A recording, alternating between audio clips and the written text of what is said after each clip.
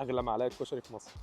نجرب كشري ب 90 جنيه، اغلى كشري في مصر، كشري اسمه ورد في ارابيلا مول، ناس كتير عملت عليه فيديوز، وايه سر ان هو غالي قوي كده، وهل فعلا يستحق سعره ولا لا؟ فيلا بينا. ده الكشري اللي حميد قال عليه كشري ايجيبت وب 90 جنيه، هل هو فعلا ب 90 جنيه ولا لا؟ وهل مستاهل كده؟ فتعال نشوف. مكانه في ارابيلا مول في التجمع، ما اعتقدش ان في اتنين يختلفوا في مصر، ان ده اشيك محل كشري موجود دلوقتي، من الديزاينز للديكوريشن، وعايز اقول لكم ان في كولا ماشين كمان، بس اهم حاجه عندنا طبعا الاكل. يا زومبي اقسم بالله ماسكه اوردر دولي دولي.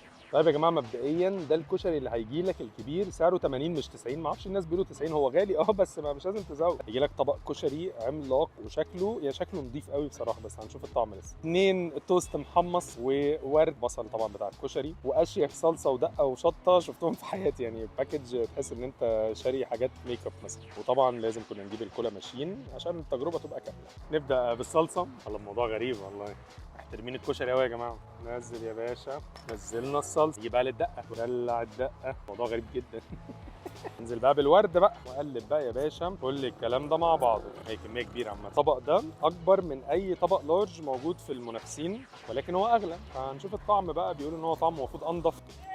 عارف ده الكشري ليه؟ الكشري اللي امي بتعمله في البيت بالظبط، يعني هو الرز بالعدس، رز نضيف قوي والعدس نضيف قوي، وحمص ومكرونه لوحدها. هو ملوش اي علاقه بالكشري اللي احنا بناكله في كل الحتت، هو الكشري البيتي اللي بيتعمل في البيت، باين قوي نظافته، حجمه كبير فعلا، والعدس كتير. انا عجبني ان انا بحب الكشري بتاع امي.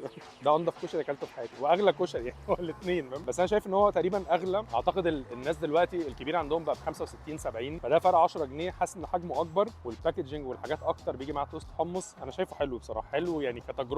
لو انت عايز تاخد تجربه الكشري النظيف اللي هو انت متاكد من كل حاجه، وزي ما انت شفت شكل المطعم عامل ازاي وكده، يجي 2 توست محمص كده، حلو لذيذ يعني. في بقى اضافه كبده اسكندراني على الكشري، ودي حاجه اول مره اجربها، ده اختراع ده، فتعالوا نشوف اختراع ولا في الضياع. نزل بقى ايه، دي حاجه اول مره اجربها في حياتي. بسم الله. الكبده لوحدها حلوه جدا عندهم، والكشري عجبني قوي. الاثنين مع بعض انا كعمرو مش حاسس الميكس قوي بصراحه، بس ممكن حد يحبه ما اعرفش. مكرونه تشيكن باتر ب 140 جنيه، حجمها كبير، سعرها غالي، بس تعالوا نشوف طعمها بقى.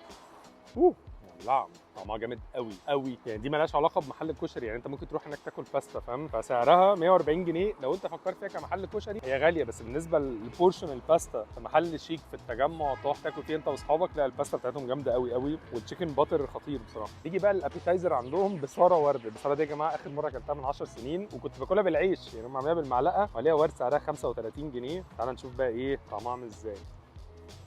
دي اجمل حاجه عندهم. جامده قوي، بس هي عايزه عيش، دي مش بالمعلقه، بس هي كابيتايزر. يعني مش عارف اقول عليه ابيتايزر برضه، حاسس ان انا الموضوع كبرت الموضوع قوي يا جماعه. ايوه. واخر حاجه معانا بعد الكشري الطبيعي انت بتاكل رز بلبن، بس هم عندهم حاجه مشهوره اسمها حلو ورد، هنشوف ايه هي. ده عليها كراميل تقريبا، عامله زي البودنج، حلو خلاص. فمن الاخر بقى كشري ورد ده انضف كشري تقريبا اكلته في حياتي، طعمه عجبني جدا، سعره غالي بس حجمه كبير جدا. زي ما انتم شفتوا بقى الباكجينج وشكل المحل والكلام ده مختلف عن اي حد من المنافسين. الباستا بتاعتهم عالميه، البصاره عجبتني جدا، حته الكبده طعمها حلو قوي، بس انا مش عاجبني الميكس ده، ممكن يعجب حد تاني، والحلو بتاعهم حلو. فلا تجربه بصراحه بالنسبه لي اختراع، روحوا جربوها هيعجبكم قوي.